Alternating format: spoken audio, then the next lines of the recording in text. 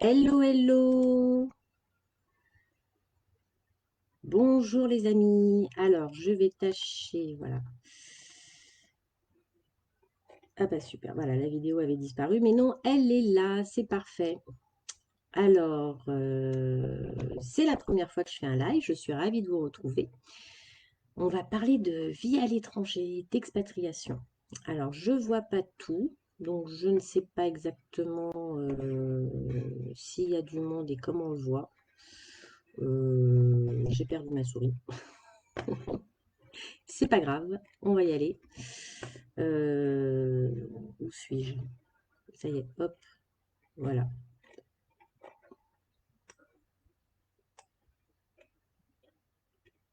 Bon, eh ben, apparemment, je vois pas les commentaires. Ou alors, je vais regarder sur mon téléphone en même temps. Je vais essayer de jongler entre les deux. Donc, je regarde, je me connecte en même temps à mon téléphone.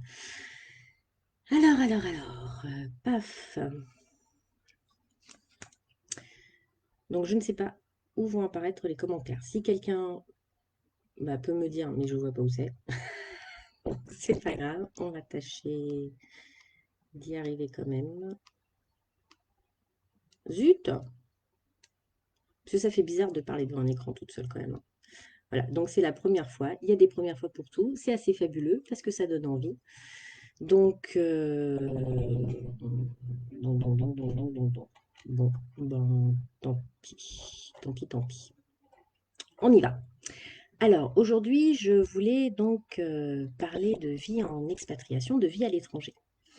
Et donner des petites astuces pour que ça se passe bien mieux et qu'on profite à fond de cette phase de vie. Alors, j'aimerais bien que tu me dises où tu vis actuellement. Si tu es expat, tu peux le préciser et me dire si tu as été expat dans d'autres pays avant. Parce qu'il est possible qu'on soit croisé quelque part sur la planète ou qu'on ait été dans les mêmes pays mais pas au même moment. Et puis, ça peut être sympa aussi peut-être de rencontrer, on ne sait jamais, sur ce webinaire ou d'autres personnes qui sont dans le même pays que toi actuellement ou qui l'ont été et de partager des expériences. Et si tu n'as jamais été expat, peut-être en as-tu envie, mais tu n'as pas encore sauté le pas. Eh bien, c'est pareil, tu peux marquer où aimerais-tu vivre? Quel pays te ferait envie? Voilà, voilà. Alors, je vois qu'il y a du monde qui arrive, mais ça, je le vois sur mon téléphone, puisque j'arrive pas à voir là les commentaires. Oh là là, c'est dingue ça. Je sais pas. Apparemment, il paraît que ça se voit et tout. Bon, bah tant pis, hein, on va faire ça, hein. Hop.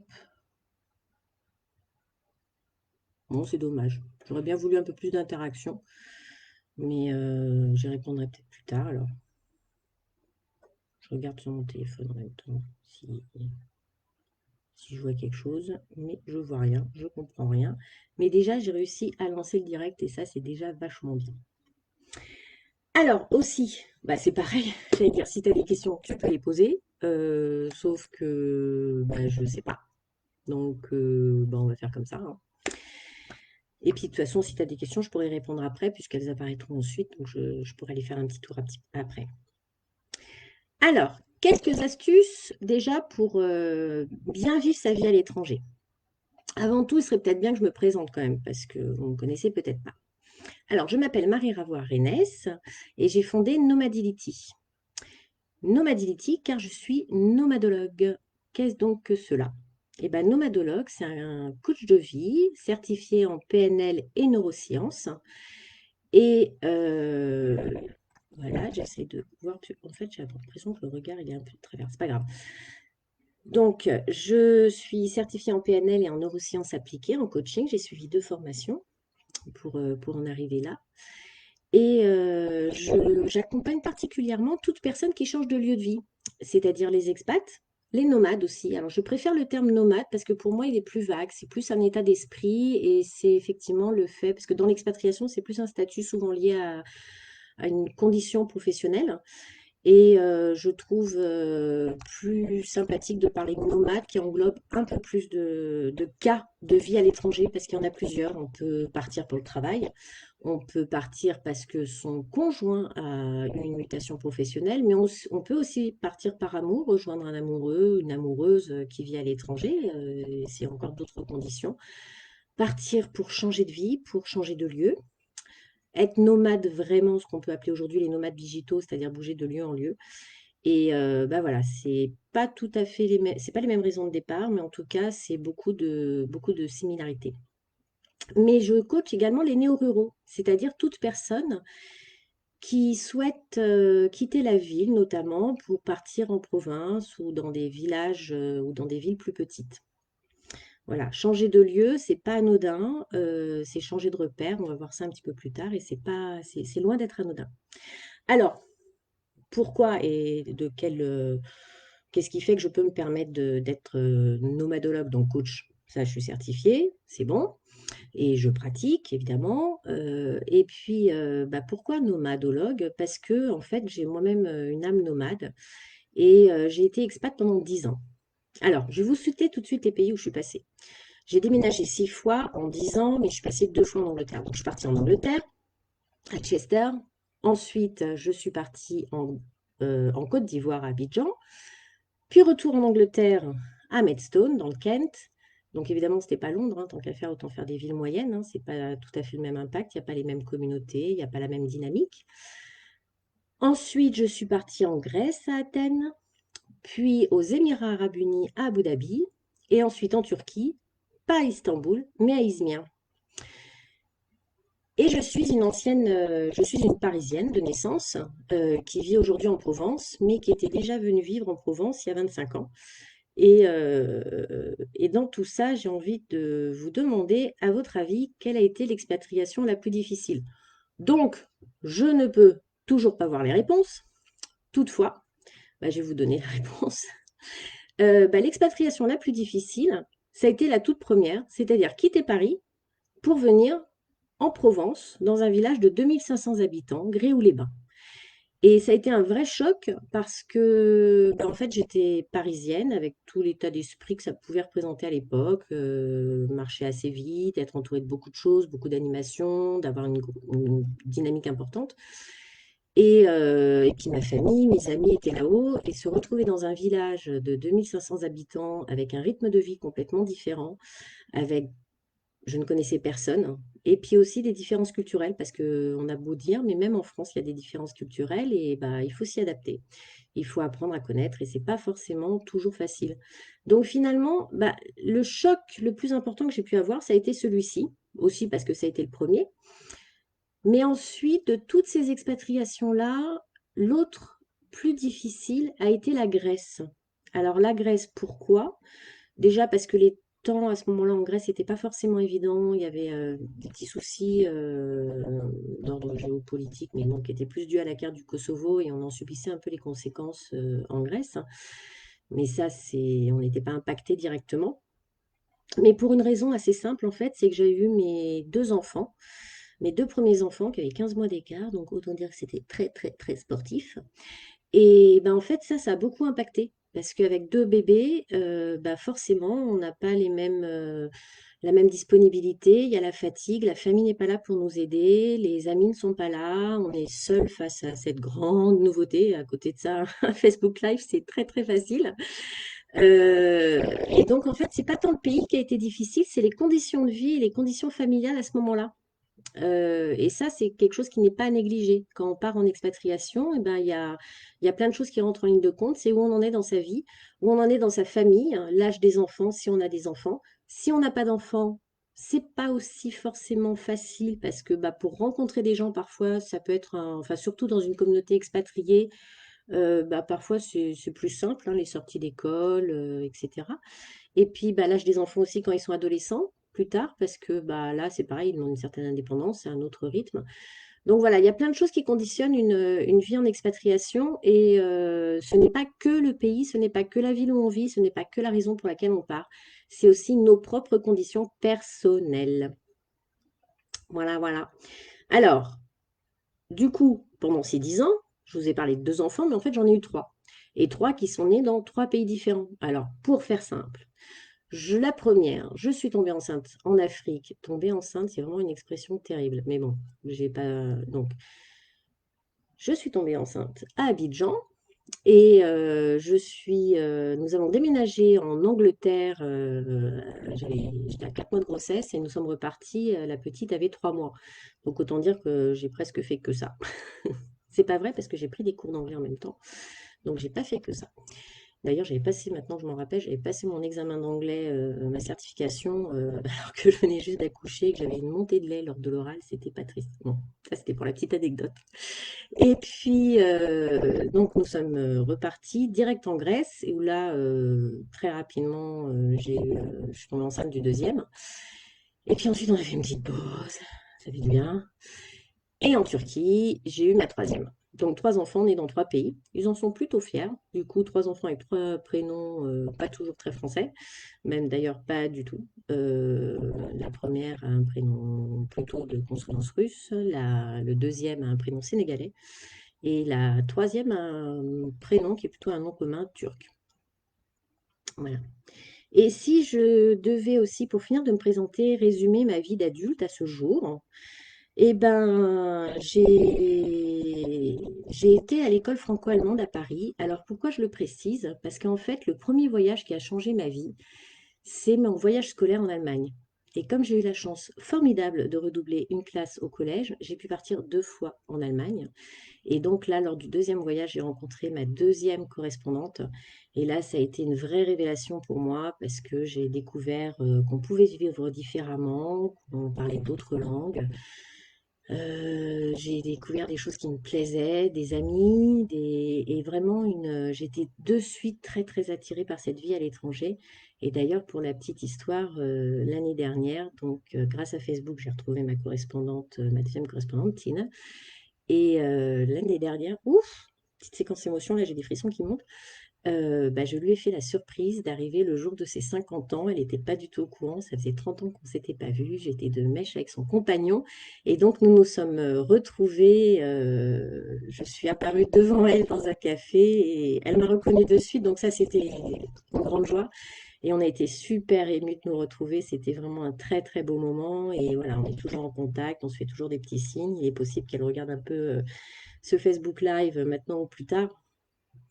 Ouais, elle comprendra peut-être pas tout, bien qu'elle comprenne encore bien le français. Donc, j'ai fait l'école franco-allemande à Paris après le bac. Et puis, pour expliquer un peu les changements de vie, ensuite, j'ai été salariée dans une PME. Alors, ça aussi, une PME de 30 personnes, où en fait, nous n'étions que 5 Français. Et à l'époque, je ne parlais pas un mot d'anglais. Mais alors, pas un mot d'anglais. Et ça, au travail, bon, je me dépatouillais un petit peu. Bon, j'étais un peu admirative de tous ces collègues qui parlaient déjà plusieurs langues. Et puis, bah, quand je suis arrivée en Angleterre, le cauchemar. Le cauchemar, je comprenais rien, j'arrivais pas à lire je comprenais pas les paquets, les signalisations dans la rue. Je me souviens, on s'était donné rendez-vous quand je suis arrivée j'arrivais en voiture, on s'était donné rendez-vous à la gare de Chester avec mon ex-mari, et je savais même pas comment on disait gare de train, je savais pas. Et je me souviens d'une fois notamment où je pleurais aux caisses parce que la caissière me demandait quelque chose et je comprenais pas, je comprenais pas. J'étais en larmes, mais littéralement en larmes. Et c'est le monsieur derrière moi qui a dit, mais arrêtez un petit peu, vous voyez bien qu'elle comprend rien. Et voilà, elle me demandait juste si j'avais de la monnaie, en me hurlant dessus. Mais c'était que ça. Moi, j'étais en larmes, j'étais traumatisée. Donc forcément, bah, j'ai commencé à apprendre l'anglais. C'était un peu inévitable et c'est ce qu'il fallait. Donc j'ai été épouse d'expat. Et puis, pendant ces années d'expatriation, à un moment donné, on a dû changer de statut. On était parti, donc lui était salarié d'une entreprise française, hein, expatrié, statut assez classique. Et on a eu une proposition pour partir donc aux Émirats, mais en freelance. Et là, c'est posé la question de savoir, oh là, attends, là, c'est pas pareil. On n'a plus les packages habituels des entreprises françaises. Comment ça se passe là-bas? Quel va être le niveau de vie? Qu'est-ce qu'on négocie? Puisque là, il fallait tout négocier, il fallait surtout rien oublier. À titre d'exemple, la maternelle des enfants, bah, ils faisaient une maths sup, hein, puisque la maternelle des enfants était quand même à 10 000 euros l'année par enfant, enfin un truc phénoménal, inimaginable. Maternelle, je parle bien de petites, moyennes et grandes sections. Donc il a fallu négocier tout ça, et là j'étais en manque d'informations terribles. Et alors, là, je vais prendre un gros coup de vieux, on était à peine au début d'Internet. Ça a commencé à arriver dans les chaumières. Et donc, j'ai lancé un premier site en HTML. Je me souviens, j'avais le mode d'emploi comme ça, Dreamweaver 4, et j'ai passé 2 mois à coder, chose que je ne ferai plus du tout aujourd'hui. Et donc, j'ai lancé un site communautaire pour les femmes expats qui s'appelait Expat au féminin et qui aujourd'hui existe encore. J'avais passé la main à Claudia, qui est italienne et qui, elle, était expat au Pérou à l'époque, qui maintenant est à Genève. Et donc, on a tourné Expat Click, qui est devenue une version en 4 langues avec une quinzaine de rédactrices qui rédigeaient tous les mois. Et puis, bah, maintenant, je suis divorcée d'un expat, donc retour en France forcé. Ça sera sûrement un thème que j'aborderai également dans un autre webinaire parce que bah, c'est parfois un sujet un peu tabou, le divorce en expat. Et puis bah, le retour en expat dans ces conditions-là peut être très, très, très, très difficile, surtout quand on n'a rien prévu au préalable. Donc, divorcée d'expat, bah, qu'est-ce que j'ai rien trouvé de mieux à faire à 36 ans, avec 3 jeunes enfants, en plein divorce, c'est de retourner à la fac. Donc, je suis retournée à la fac, je me suis installée en Provence et je suis retournée à la fac à Marseille. Pardon, pour faire un master 2 en aménagement du territoire. Pareil, alors, aucune idée de ce que ça pouvait vraiment être, sauf que l'idée était d'ouvrir quelque chose pour aider les expatriés en Provence, là où j'habite, à Manosque, les expatriés, mettre en place une politique d'accueil pour ces expatriés pour qu'ils puissent justement bien vivre dans une ville moyenne de Provence. Hein. On n'est pas Marseille, on n'est pas Aix, on n'est pas Paris, on n'est pas à Lyon, donc une ville de 26 000 habitants.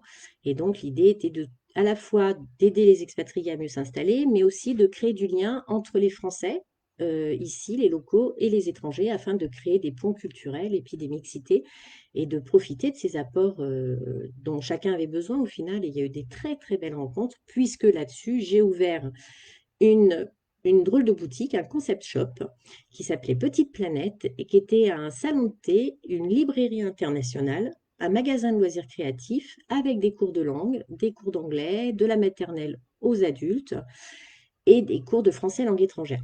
Je vais prendre un petit peu d'eau parce que ça commence à...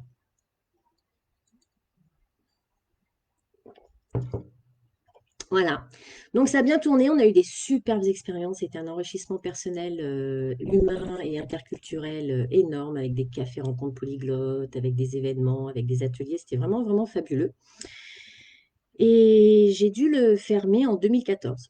Et en 2014, j'ai décidé de devenir normale, de rentrer in the box. Donc ça veut dire trouver un emploi CDI, ne plus avoir de responsabilité, donc les diplômes, on oublie, c'était pas important, un poste d'assistante, un truc cadré, des congés payés, etc. L'entrepreneuriat, j'avais goûté, et là, je voulais pas, j'avais besoin de me restabiliser dans ma vie. Donc, j'ai tâché de rentrer dans la box, et j'ai eu un poste d'assistante, hein, salarié.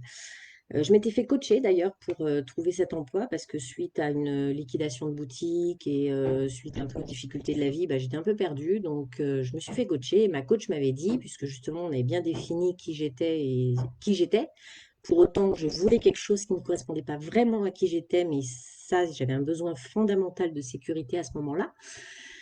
Quand j'ai trouvé le job, elle m'a dit une chose très simple. Elle m'a dit, bah, écoute, je ne te donne pas 5 ans. Elle n'avait pas tort. 5 ans moins 3 mois après, j'ai posé une rupture conventionnelle et je me suis relancée dans l'entrepreneuriat parce que finalement, c'est bien ce que je suis. C'est bien une entrepreneuse, entreprenante, qui a des projets, qui veut le mettre en place, qui veut accompagner. C'est vraiment rencontrer des gens. C'est vraiment mon leitmotiv, mes valeurs profondes en fait. Celle de liberté et celle de partage.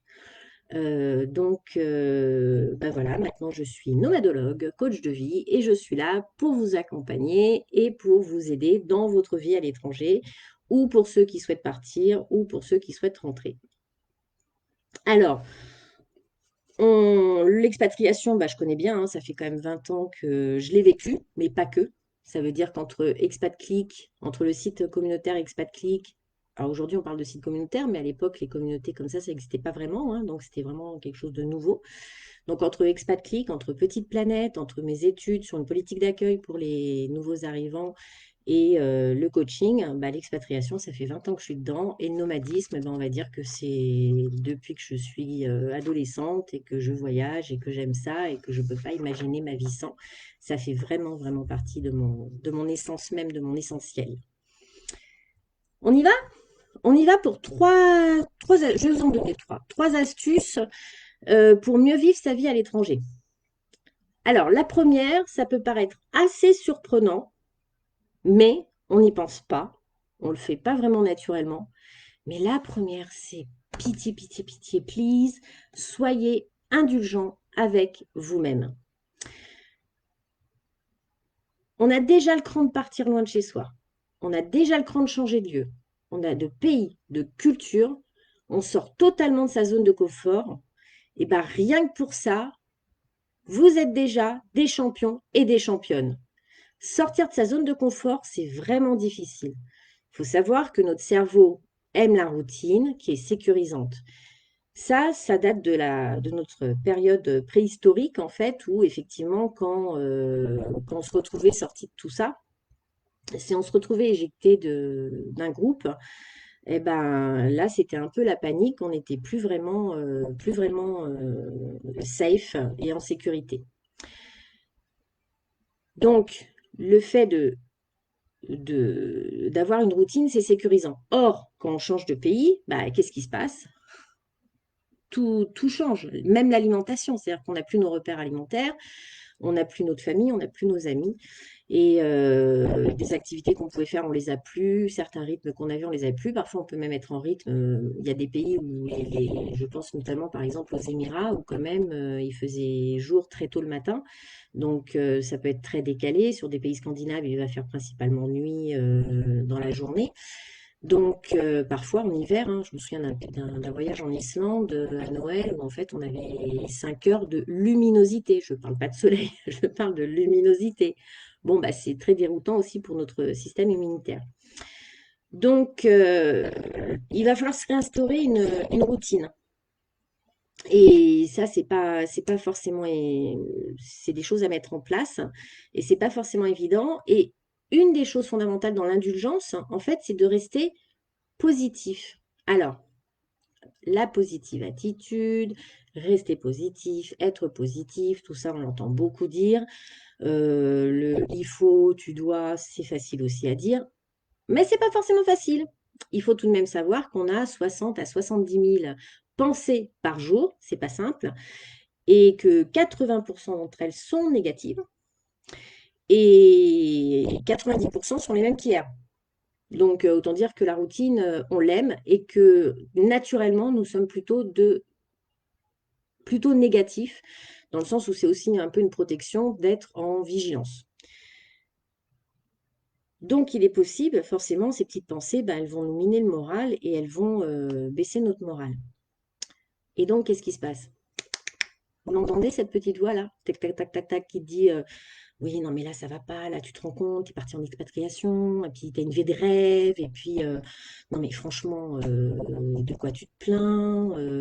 T'as pas forcément besoin de travailler parce que là, maintenant, tu as des revenus plus importants dans le foyer, t'es qu'une feignante. Enfin, vous voyez, vous l'entendez, cette petite voix, qui peut parfois aussi être un petit peu dite par notre entourage. Eh ben, déjà d'une, stop! Dès qu'elle commence à parler, tu lui dis, toi, je m'en fous, je veux pas t'entendre, tu te barres. Moi, c'est pas de ça dont j'ai envie. J'ai envie que les choses soient agréables et que tout aille bien. Donc, une petite astuce. Moi, j'aime beaucoup les post-it. Et le principe du post-it sur le miroir de la salle de bain quand tu te brosses les dents le matin. Donc, ce que tu peux marquer déjà, c'est une phrase qui te fait plaisir. Tu vas voir un petit peu, je sais pas, je t'en donne une par exemple, c'est hey, ma cocotte, t'es partie en expat, t'es super forte. Voilà, ça peut être une petite chose comme ça. C'est bah, regarde-toi là, comme t'es jolie aujourd'hui, etc. Et donc, tu peux te mettre des petits post-it comme ça sur le miroir. Et dès que tu as une mauvaise pensée, pouf, tu l'enlèves, tu lui dis, tu l'arrêtes, tu la vires et tu t'entraînes à penser positif. Alors, ça, c'est le truc aussi. C'est un peu comme les abdos. Quand on fait des abdos, ben, on ne les a pas du jour au lendemain. Donc, il faut s'entraîner petit à petit. La progression vient lentement, etc. Donc, l'idée est bel et bien de t'entraîner à avoir des pensées positives et donc d'être indulgent avec toi-même et de te faire plaisir. Une petite voix arrive, tu la vires et tu te marques une petite pensée positive à la place. Autre petite astuce pour vraiment vérifier le fait que tes pensées sont pas toujours au top, top, top, c'est tu t'assois, tu prends un petit quart d'heure et pendant un quart d'heure, tu réfléchis. Alors, on réfléchit tout le temps, mais justement, sans réfléchir, tu écris ce qui te passe dans la tête et après, tu jettes un œil dessus. Alors, c'est ce qu'on appelle se mettre aussi en position méta, hein, c'est-à-dire qu'une fois que tu as écrit quelque chose, c'est plus dans ta tête, c'est sorti de ta tête. Tu le vois par le dessus, donc tu as déjà un autre regard. Et à partir de là, tu peux te dire, bah, tiens, je vais changer telle pensée par telle pensée positive. Telle pensée-là qui était vraiment pas top, bah, comment je peux la tourner de façon à ce qu'elle soit plus agréable? Donc, tu enlèves les négations, tu trouves des termes qui te sont plus agréables, toi, pour toi. Ça, c'est important aussi que ce soit pour toi, pas des quand dira-t-on, pas des choses qu'on t'a dites qu'il faut te dire, mais vraiment qui te colle à toi. Et tu peux le sentir parce qu'à un moment donné, tu devrais avoir le sourire qui arrive. Et d'ailleurs, si tu fais le test de rien que sourire, ça va déjà aller vachement mieux. Moi, je vous donne une petite astuce aussi. Encore une. C'est des choses très très simples, mais c'est incroyable l'effet que ça fait. C'est qu'en fait, bon, j'ai subi dans mon dernier emploi du harcèlement. Enfin, c'était vraiment difficile avec mon ancien directeur. Et du coup, j'avais pas du tout envie d'aller travailler. Le matin, se réveiller, c'était un calvaire. Pourtant, je me réveille toujours très tôt le matin, mais c'était un vrai calvaire. Et en fait, je m'obligeais, en ouvrant les yeux le matin, toujours allongée dans mon lit, avant de mettre le pied par terre, j'ouvrais les yeux et c'était dur, c'était lourd et je m'obligeais à sourire. Et là, je t'invite déjà rien que maintenant à sourire et tu vas voir ce que tu ressens. Observe ce que tu ressens dans le corps et vois si déjà tu te sens déjà mieux. Déjà rien que là, ça te lance une impulsion beaucoup plus dynamique et beaucoup plus agréable. Donc ça aussi, c'est toujours le petit entraînement quotidien. Je me réveille, j'ouvre les yeux. Avant de mettre le pied par terre, je me souris à moi-même. Je mets des petits post-it partout dans la maison et puis profites-en pour en mettre pour ton conjoint, pour tes enfants, des petits mots sympas. Abuse des post-it, c'est vraiment super de trouver des petits mots partout. Ça m'amuse parce que j'étais chez une amie la semaine dernière et son compagnon fait ça aussi, il lui met des petits post-it partout et elle voulait me montrer un bouquin et en fait il y avait un post-it du mois de mars qu'elle n'avait même pas vu en fait. Mais bon, c'est très sympa, c'est très chouette d'avoir des petits post-it comme ça. Et puis ce moment d'écriture là de 15 minutes où tu balances tout ce que tu as dans la tête et une fois que tu les regardes par-dessus, une fois que tu as une autre vision de cette situation-là, paf, tu renotes en positif. Voilà, allez, c'est parti pour les abdos du cerveau et pour devenir bien plus positif dans sa vie. First astuce. Moi, je voulais quand même vous dire aussi que le fait de... J'ai beaucoup ruminé quand j'étais expat, quand j'arrivais. Au début, on a une phase d'excitation et tout, c'est top. Quand on arrive dans un pays, il y a la découverte ou autre. Et puis après, bah, quand monsieur, donc c'est mon cas de femme expat, de conjointe, bah, quand monsieur allait travailler, j'en étais d'une longueur, mais d'une longueur. Je me souviens en Angleterre, comme on n'était pas dans une très grande ville, et en tout cas, il y avait vraiment que des Anglais. Il n'y avait pas de communauté française ou très très peu. Donc le rapprochement communautaire n'était pas évident. Je me souviens rester des heures et des heures devant la fenêtre. Le soir, quand je voyais à partir de 18 heures, quand il pouvait commencer à rentrer, je restais devant la fenêtre pour attendre les feux de sa voiture pour me dire enfin quelqu'un à qui je vais parler, quoi. Bon. Mais après, à un moment donné, bon, quand tu te reboostes dans ta vie, bah, là, tu peux faire des trucs assez géniaux. Et là, par exemple, en Angleterre, je me souviens, je me suis inscrite à des cours de cuisine. Alors, en fait, je cherchais des cours de cuisine anglaise et les collègues de mon mari me disaient, non mais Marie, ça n'existe pas en fait, il n'y a pas de cuisine anglaise. Bon, vous exagérez un peu, mais il y avait beaucoup de cours de cake decoration, parce que les décorations de gâteaux sont assez fabuleuses en Angleterre, mais il n'y avait pas de cours de cuisine. Donc je me suis inscrite à des cours de cuisine chinoise. Et puis une autre association sympathique, c'est quand j'étais enceinte de ma fille, lors de notre deuxième voyage en Angleterre, je suis très créative de mes mains, j'aime beaucoup faire des loisirs créatifs, et je m'étais inscrite à la dentelle au fuseau. Donc c'est de la dentelle comme ça, avec des petits fuseaux, là on fait des trucs comme ça, là. Et ça m'amusait beaucoup, j'aimais beaucoup, mais alors il n'y avait que des grands-mères. J'étais entourée de grand-mères anglaises, Et là où c'était vraiment mais adorable, c'est qu'en fait, moi, j'étais enceinte, donc au fur et à mesure, je grossissais, puis j'accouchais. Et en fait, du coup, elle m'avait fait plein de petits cadeaux, elle m'avait tricoté des trucs, elle m'avait fait des petites chemises avec des petits cols en dentelle et tout. C'était adorable comme tout. Enfin, finalement, j'avais pas ma famille, mais j'étais très entourée par ces mamies anglaises avec qui je passais un bon moment et c'était bien agréable. En plus, moi, ce que j'adore chez les petites mamies anglaises, c'est qu'elles sont toujours pouponnées, je les trouve toujours très, très jolies. Voilà. En Grèce aussi, par exemple, bah, toujours sur le côté créatif, comme j'avais envie de commencer une activité professionnelle, mais on bougeait beaucoup, et en plus quand on bougeait, on ne savait pas combien de temps on restait, donc c'était très compliqué pour mettre quelque chose en place, et on n'avait pas Internet comme on a maintenant, donc on n'avait pas cette mobilité qu'on a maintenant, de travail, j'entends, on travaille à distance. Donc, bah, qu'est-ce que je faisais? Quand j'allais en France, je prenais j'allais acheter du matériel de loisirs créatifs que je revendais en Grèce, et puis ça, j'ai continué aussi aux Émirats, sous forme de réunions un peu type réunion tupperware. Donc ça, c'était sympa parce que du coup, ça permettait à la fois de rencontrer du monde, d'organiser des événements, et puis aussi de partager cette passion que j'avais pour le point de croix. J'en ai fait beaucoup, beaucoup. Maintenant, je ne veux plus y toucher, mais j'en ai fait beaucoup, beaucoup. Et ça m'avait même amené aux Émirats, ça c'était super chouette. Pour ceux qui connaissent Abu Dhabi, au centre commercial, il y a Ediar. Je ne sais pas s'il y est encore aujourd'hui, en tout cas il y était encore quand j'y étais il y a quelques années. Et donc, au sein des DIAR, j'avais carrément organisé une foire francophone de toutes les expats qui faisaient des réalisations, des artistes, des réalisations manuelles ou autres. On avait exposé carrément dans le centre commercial pendant plus d'une semaine. Et ça, c'était assez génial. D'ailleurs, donc j'ai eu mon article dans le journal aux Émirats pour la petite histoire. Mais voilà, donc il y a toujours moyen de faire quelque chose et de sortir de là. Deuxième astuce. Alors là, on a vu la première, c'était d'être indulgent avec soi-même et de travailler sa pensée positive. La deuxième, c'est d'apprendre à te connaître. Il n'y a pas meilleure période, il n'y a pas meilleure période que la vie à l'étranger pour apprendre à se connaître. Parce que justement, comme tu sors de ta zone de confort, tu sors de tous tes repères ou presque, et bien là, c'est le moment où tu es brut de décoffrage. Donc, c'est le bon moment pour faire une introspection, pour apprendre à te connaître et pour vraiment savoir en fait ce qui te motive. Alors, vous avez souvent entendu parler de valeurs. Les valeurs, cherche tes valeurs. C'est quoi tes 3 valeurs? Quand on passe un entretien d'embauche, bon, ça va être tes qualités, tes défauts, mais c'est un peu ces trucs-là qui sortent tout le temps. Ok, il y a plein de façons de trouver ces valeurs, ça, c'est pas le plus compliqué. Mais la question derrière, c'est qu'est-ce que t'en fais? C'est bien beau d'avoir des valeurs, c'est bien beau de les connaître, mais qu'est-ce que tu en fais? Qu'est-ce qui se passe? Les valeurs, c'est quelque chose qui est intrinsèque en toi, quelque chose sur lequel tu te construis, qui est de par ta famille, ton éducation, ton environnement, ta personnalité. Ton frère, ta sœur, tes parents n'ont pas forcément les mêmes valeurs que toi, loin de là. Enfin, ça dépend ce qu'ils t'ont inculqué, ça dépend ce que tu as voulu toi retenir. Et les valeurs, c'est à la fois ce qui va te booster, te faire avancer, te motiver, mais c'est aussi ce qui peut te mettre terriblement en colère quand c'est contre tes valeurs. Là, tu es capable de déplacer la terre entière, tu es capable de pousser la gueulante qu'il faut, tu es capable de révolter le monde.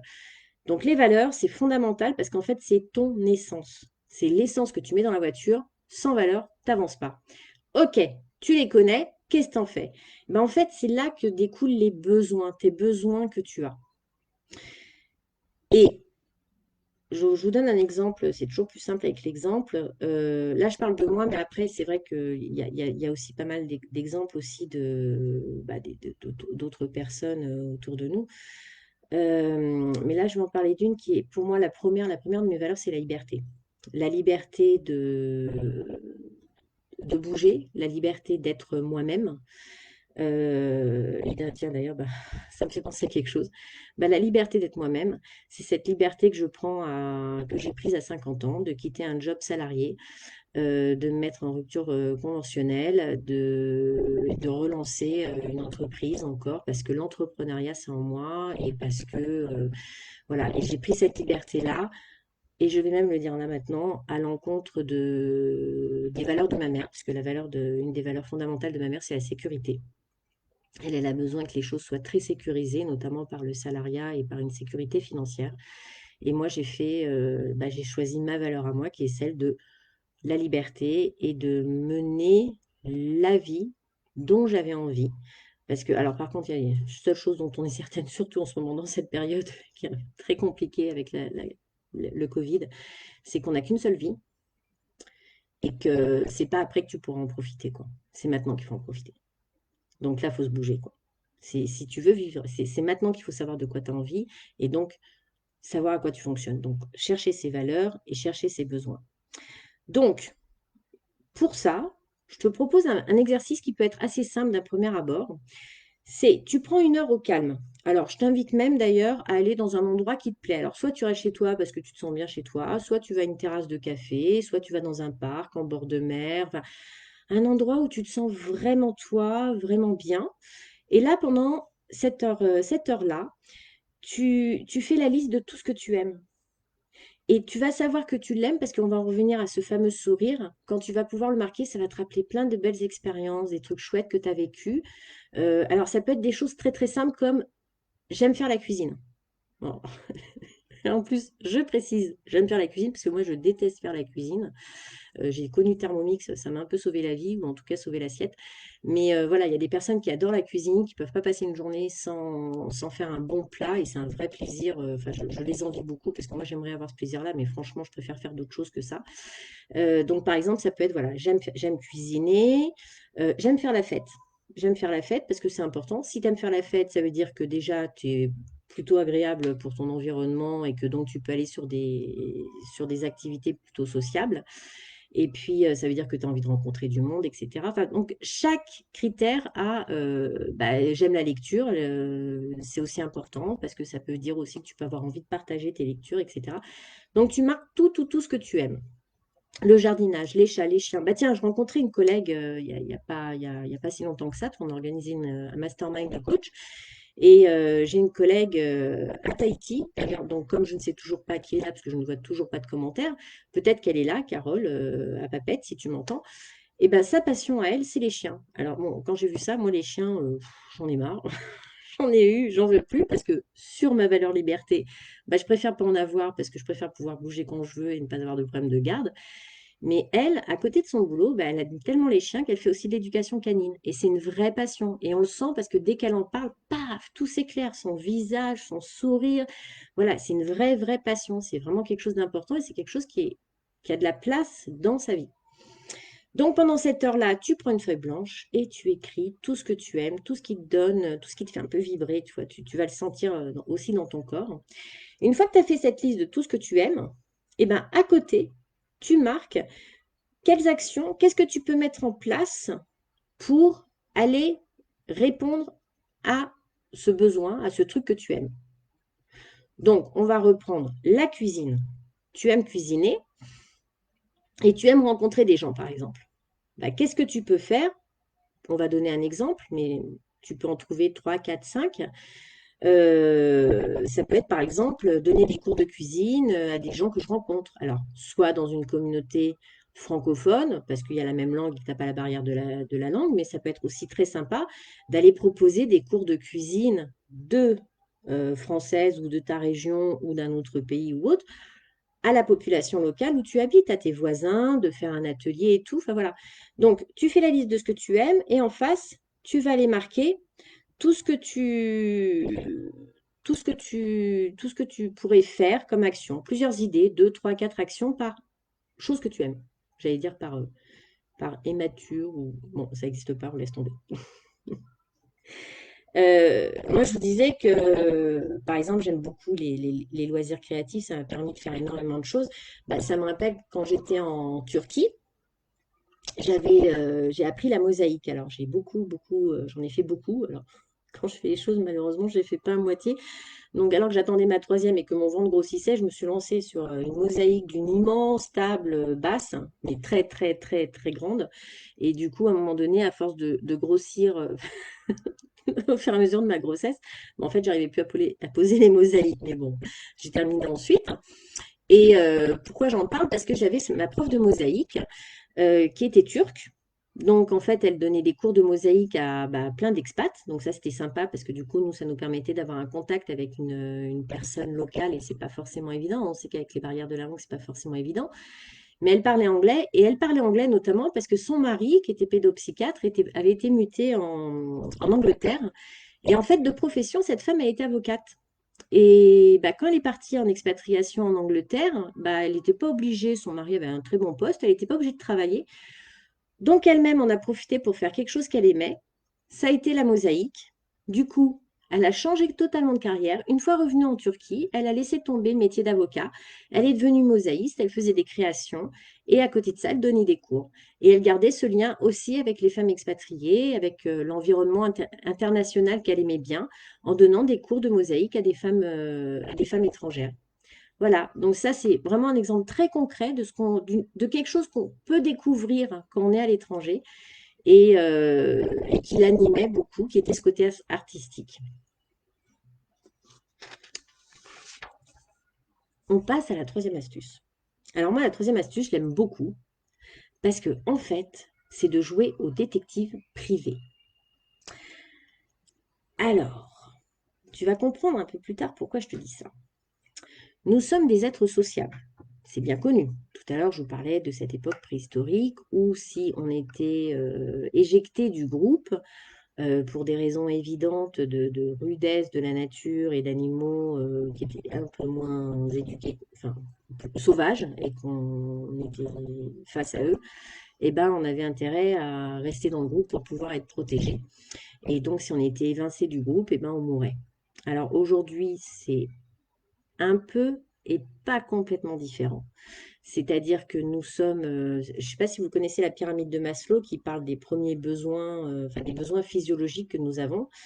Et dans cette pyramide de Maslow, il y a ce besoin d'appartenance au groupe et le besoin de sociabilisation.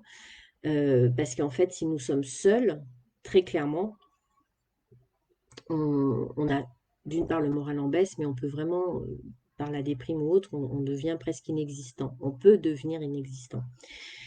Même si on a une tendance un peu solitaire, on a tout de même besoin à un moment donné d'avoir un environnement social. Ça me rappelle une série, je ne sais pas si vous l'avez connue, ça s'appelait La quatrième dimension. Alors je parle des personnes un peu vieilles comme moi. Euh, on avait donc, moi je me souviens de cette série que j'adorais, La quatrième dimension, c'était en noir et blanc. Et en fait, à chaque fois, il y avait, au début de l'épisode, quelqu'un faisait un souhait, puis il y avait une petite pièce qui tombait par terre, qui tournait côté, poum, et un rêve se réalisait. Et là, c'était un monsieur, tous les matins, il se réveillait, puis en fait, il faisait la gueule, il supportait personne, il se levait, il sortait de chez lui, il supportait pas les gens dans la rue, il arrivait au boulot, il supportait pas les gens au boulot. Enfin, un irascible total, un associable total, comme on pourrait le définir. Donc son souhait, en fait, c'était que tout le monde lui ressemble. Ah bah, ça n'a pas loupé, la petite pièce est tombée, elle a tourné, le lendemain matin, il se réveille, il sort de chez lui, et là, il se rend compte que dans la rue, les gens sont habillés différemment, mais que tout le monde lui ressemble. Tout le monde a la même taille que lui, tout le monde a le même visage que lui, même les femmes. Je me souviens, il y avait une femme avec son fichu, là, son foulard, elle se retourne, paf, elle a le même visage que lui et tout. Et en fait, il va comme ça au travail. Alors non seulement les gens lui ressemblent physiquement, mais les gens lui ressemblent psychologiquement aussi, au niveau des traits de caractère, de la personnalité, etc. Tout le monde réagit comme lui. Eh bien, à votre avis, qu'est-ce qui se passe en fin de journée? Le gars, il devient fou. Il devient fou parce qu'en fait, c'est un miroir qui est terrible. Et en fait, comme tout le monde est aussi irascible que lui, ben, il ne peut plus. D'où l'intérêt de la différence, d'où l'intérêt de la variété. D'ailleurs, ma phrase fétiche, celle vraiment mon leitmotiv, c'est un poète irlandais. Alors là, j'ai un trou, je ne me souviens plus de son prénom, de son nom. Mais ma phrase fétiche, c'est l'étranger est un ami que tu ne connais pas encore. Je vais répéter. L'étranger est un ami que tu ne connais pas encore. Et donc, on en vient au rôle de détective. C'est là où je vais t'inviter à jouer le détective. C'est-à-dire aller rencontrer cet étranger. Alors l'étranger, c'est pas que celui qui parle une autre langue, qui a d'autres coutumes et d'autres cultures. L'étranger, ça peut très très bien être ton voisin. La personne, c'est la maman que tu croises à l'école, là, puis tous les jours, tu te dis bonjour, tu parles des enfants, et puis voilà, enfin, ça tourne toujours autour des mêmes sujets. Et ah bah oui, la maîtresse, ah bah oui, là on a le club de bridge, ou là on a l'atelier de cuisine, ou là on a le machin. Mais en fait, tu parles toujours de la même chose. Mais là où c'est intéressant, c'est d'aller découvrir quel est le truc qui fait qu'elle a encore plus que ça. Donc d'aller découvrir ses hobbies, ses intérêts, où elle a vécu, ce qu'elle aime faire, sa famille. Parce que en l'écoutant comme ça, c'est là où tu peux trouver un point commun avec toi et un terrain d'entente qui va te faire kiffer, mais kiffer la relation. J'ai plein de trucs qui me viennent en tête. Je repense à une anecdote où quand j'étais en Angleterre, donc on était à Chester à l'époque, dans le nord de l'Angleterre, et j'avais pris des cours d'anglais. Et j'arrive, et à côté de moi, une Française. Bon, il y avait plusieurs étrangers, mais à la table, là, juste à côté de moi, en fait, c'était une Française. On s'était assises comme ça, l'une à côté de l'autre, totalement par hasard. Et comme à l'école, je devais avoir déjà une trentaine d'années. Et pour autant, comme à l'école, on devait remplir notre petite fiche au début. Alors, on passait la profession du père, la profession de la mère. Mais en tout cas, on devait écrire notre adresse. Et en écrivant notre adresse, on se rend compte que nous sommes mes voisines, vraiment voisines. C'est-à-dire que moi, de ma cuisine, je voyais la fenêtre de son salon. Donc, on était vraiment, vraiment voisines, au milieu de tous ces Anglais. Et, et là, on passe donc les 2-3 heures de cours et je rentre à la maison et je dis à mon mari, alors là, j'ai rencontré une Française, Carole. Coucou Carole, bon là on a perdu contact depuis. Encore une Carole, tiens, c'est marrant. Donc Carole qui est de Nancy et je rentre à la maison et là je dis à mon mari, alors là j'ai rencontré une Française, mais alors avec elle je ne vais pas être amie du tout. Ça ne va pas le faire, on m'intéressait pas du tout. Et puis, ben, par la force des choses, on continue à prendre les cours d'anglais ensemble. Et un jour, ben, on en revient toujours au point de croix, parce qu'à l'époque, j'étais très, très, très, très manuelle. Bon, ce qui ne m'a pas empêché de faire d'autres choses hein, dans ma vie, hein, j'ai pas fait que du point de croix. Mais j'en faisais beaucoup. Et en fait, elle tricotait. Et en fait, j'avais très envie d'apprendre à tricoter, et elle voulait apprendre à faire du point de croix. Donc, ben, en fait, voilà, en déviant, en parlant d'autres choses, on en est venu là. Et du coup, ben, on s'est mis à partager nos connaissances, nos compétences. Et sur un truc aussi simple que ça, ben, du coup, on est devenus super amis et nos maris aussi. Et on a passé des super moments à rigoler. Enfin, je me souviens à l'époque, il y avait une émission à la télé où ils étaient complètement fans. Je crois que c'est le genre de truc où là, maintenant, les mecs, ils sautent de truc en truc, ils atterrissent dans l'eau, enfin, les sortes de parcours de combattants. Et il y avait des grands doigts, là, comme ça, en mousse, là. Et on les voyait dans le salon, ils arrêtaient pas. Ya, ya, ya, ya. Enfin, voilà, c'était très drôle. Mais voilà, on a passé des super moments. Et vraiment, si je m'étais arrêtée à ce premier jour et que je me sois enfermée dans toute ma rigidité, dans tout ce que je ne, dans tous les préjugés que je pouvais avoir, on ne serait pas allé plus loin dans cette relation. Alors, là où c'est intéressant, c'est d'aller jouer le détective pour aller chercher le petit hobby, le petit machin. Mais en fait, qu'est-ce qui est aussi important dans tout ça? C'est qu'en fait, quand on rencontre des gens, eh ben, on parle de soi, mais on s'intéresse rarement à l'autre. Alors, il faut savoir, et on a un test de personnalité qui s'appelle le ProcessCom modèle. Et en fait, il faut savoir qu'on a à peu près six composantes de notre personnalité, dont une composante qui est l'empathie. Et il faut quand même savoir qu'il y a environ 30% de la population qui naissent avec une base empathique. Alors, ça ne veut pas dire que tous les autres, c'est des gros égoïstes. N'allez pas faire des raccourcis aussi rapides que ça. Mais ça veut dire qu'en tout cas, leur priorité n'est pas forcément l'autre. La priorité peut être d'abord soi, et puis on aime parler de soi, et puis ensuite, voilà, on peut s'occuper, on peut s'intéresser aux autres. Ce qui est intéressant dans l'empathie, et ça se travaille aussi, c'est d'aller écouter l'autre. Alors, écouter, ça veut dire quoi? Ben déjà, ça veut dire vraiment écouter, faire semblant d'écouter.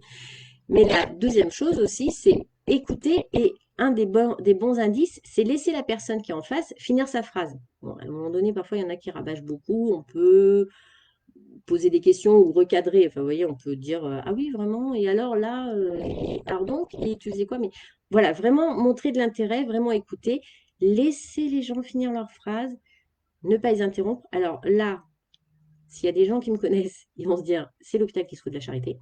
Parce que effectivement, je n'étais pas du tout comme ça. Autant dire que parler de moi, je sais faire parfaitement. Couper la parole, je sais super bien faire parce qu'en fait, je pense très très vite et du coup, poum, poum, poum, j'imagine ce que les autres vont dire et parfois, et alors c'est là où quand j'ai appris ce que c'était que l'écoute, j'ai découvert des choses fabuleuses en fait. Parce que je partais sur des idées préconçues, donc là je fais vraiment mon mea culpa, hein. Je partais sur des idées préconçues, bah oui, bon, il va dire ça, il va répondre ça, c'est encore un truc bateau et tout. Et en fait, c'est pas du tout le cas. Et ça, c'est un truc génial en coaching, c'est que justement, comme on écoute vraiment les gens, et on va vraiment les voir que les choses collent à eux et non pas qu'on impose les choses, parce que le coaching, c'est pas du conseil, hein. Le coaching, c'est vraiment un accompagnement en fonction de chacun. Ben, en fait, on découvre des choses fabuleuses, on découvre des systèmes de pensée différents, on découvre des idées différentes, des idées auxquelles on était à 10 000 lieues de pensée. Et ça, c'est le truc fabuleux. Donc vraiment, je vous invite à vraiment prendre le temps d'écouter, de laisser les gens finir leur phrase, de leur poser des questions. Alors parfois, c'est vrai qu'on peut être un peu frustré parce qu'eux ne nous en posent pas. Mais c'est pas grave.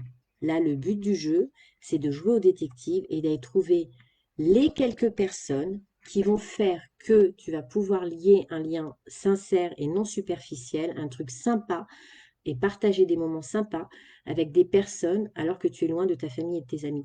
C'est vraiment l'idée. Si tu trouves deux, trois personnes, parce que c'est difficile de créer de l'amitié à l'étranger, parce que comme on arrive, on est là sur une période donnée, puis il y en a qui partent, qui arrivent, d'autres qui reviennent. Enfin, c'est un petit peu compliqué. On est pas mal toujours à être dans ce mouvement-là de rencontres. Et parfois même, au bout d'un certain temps, on peut s'en lasser. Mais en tout cas, c'est vraiment d'aller découvrir ça, parce que si tu trouves deux, trois personnes, pas forcément plus, hein, mais même une, mais avec qui vraiment tu t'entends bien, avec qui vraiment tu as des atomes crochus, franchement, ton expat, elle est sauvée. Elle est vraiment sauvée.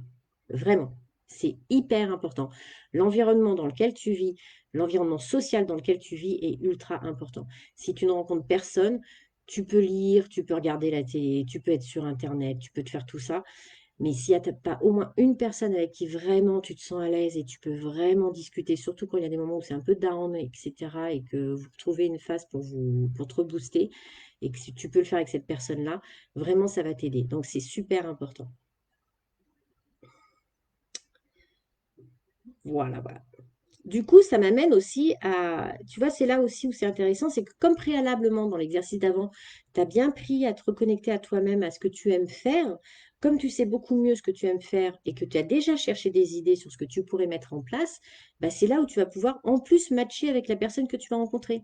Aller trouver le petit truc qui pourrait faire que vous montiez même un projet ensemble. Ça aussi, c'est sympa, tu vois, il y a des trucs. Alors, moi, ça, c'est mon grand kiff. Je ne sais pas faire des choses seule. Faut toujours que j'embarque du monde avec moi. Alors, je fais des fêtes. Alors, évidemment, elles sont jamais simples, hein. Il faut toujours qu'il y ait un truc différent, un truc atypique. Mais ça, c'est moi. Je suis comme ça. Je suis très curieuse. Je suis très imaginative. Donc, je vais toujours aller trouver des trucs un peu originaux.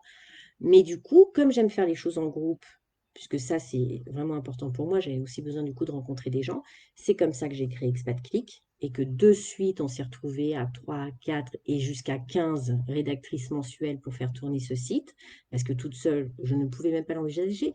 C'est pas que je veux pas travailler seule, c'est que j'aime pas ça, je m'ennuie. Voilà. Là, je sais que derrière moi, il y a tout un groupe de coachs aussi, même si on travaille tous indépendamment chez nous, on est tous hyper soudés derrière. Je vous raconte pas, là, pour mon premier live, tous les super messages que j'ai reçus. Et alors, je sais toujours pas qui est là et qui regarde, parce que je vois bien qu'il y a déjà du monde. Mais voilà, en tout cas, je sais qu'ils sont là, qui m'ont boosté pour être là. Bon, d'ailleurs, c'est même une de ces coachs qui m'a lancé le défi de faire ce live parce que je n'osais pas. Mais voilà, et ça, c'est hyper motivant pour moi, dans mon mode de fonctionnement, en tout cas. Donc, ça m'a permis de faire Expat Click. Petite planète, bah, c'était pour que les gens se rencontrent. Alors là, c'était le pied total, quoi, parce que là, on se rencontrait physiquement et puis on organisait des événements, des cafés rencontres polyglottes. On a eu vraiment des très, très belles rencontres. Et puis, des gens qui se connaissent encore grâce à Petite Planète, hein, des gens à Manosque, c'est très chouette. Il y a des belles amitiés qui se sont liées. Et une fois, j'étais avec une amie comme ça, enfin avec deux amies. Et en fait, d'un coup, elles se sont dit, ah, mais tiens, on n'avait pas percuté, en fait. Si on se connaît, c'est grâce à Petite Planète. Bah, j'ai dit, ouais, parce qu'on a créé des super trucs. On a vraiment permis à des gens de faire des belles rencontres. Et c'est aussi pour ça que je lance des coachings de groupe. Ça, je vais vous en parler là, bientôt.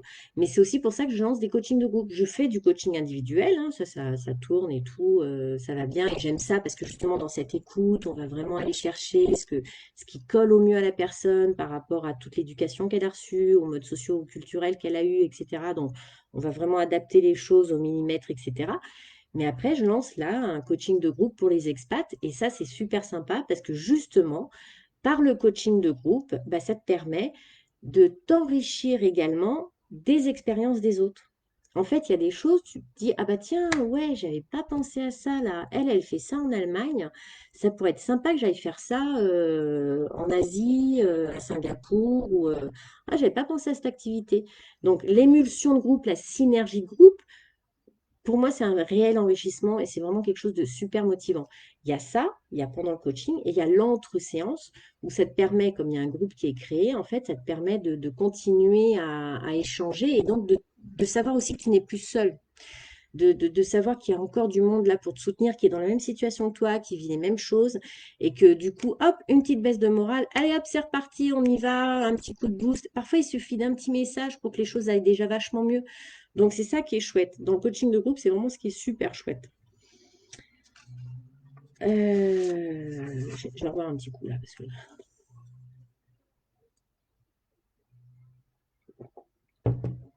Donc là, je t'ai parlé de trois astuces simples. Évidemment, alors c'est quand même les bases. C'est-à-dire, on va répéter. La première astuce, c'était être indulgent avec toi-même. Surtout, mais je t'en prie, je t'en prie. Note la façon dont tu parles à tes enfants. Bon, c'est peut-être pas le meilleur exemple, les enfants. Le mari non plus. Donc, note la façon dont tu parles à ta meilleure amie et étudie, observe comment tu te parles à toi. Franchement, t'es ta pire ennemie, quoi. Donc, indulgence, indulgence. Tu es parti, tu as franchi le pas, tu es sorti de ta zone de confort, d'autres ne le font pas. Rien que pour ça, tu es super top. Donc, sois indulgent, travaille ton esprit positif pour au fur et à mesure rester en bonne énergie et de plus en plus en bonne énergie puisque ça booste, ça booste, ça booste et c'est de mieux en mieux. Deuxième solution, deuxième astuce, apprends à bien te connaître. Plus tu te connaîtras, plus tu pourras gérer tes hauts et tes bas, et plus tu pourras surtout trouver ce que tu aimes faire et comment. Donc l'idée, c'est faire la liste de ce que tu aimes faire et de voir comment tu peux, par des petites actions, l'appliquer dans ta vie au quotidien. Apprends à te connaître. C'est quelque chose, moi je trouve ça dingue.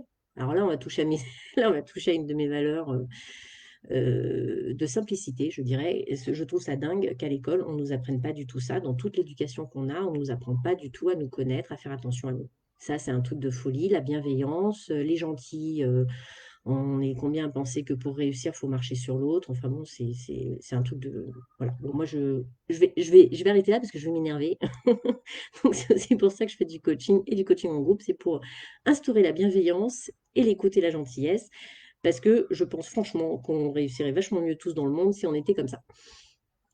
Et la troisième chose, c'est, là j'ai un trou d'un coup, bah, c'est enfile ton costume de détective et pars à la recherche des indices qui feraient que tu vas trouver une, deux ou trois personnes avec qui tu t'entends super bien et avec qui tu peux faire des choses, sortir, mettre des actions en place et puis te sentir bien et te sentir mieux quand tu vas mal.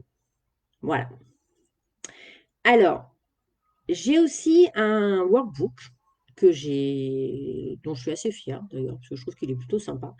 Et dans ce workbook, tu as 6 exercices, justement, toujours là-dessus. Alors, c'est 6 exercices pour profiter de ton nomadisme. Donc, j'en reviens au nomadisme. Pour moi, c'est plus un état d'esprit.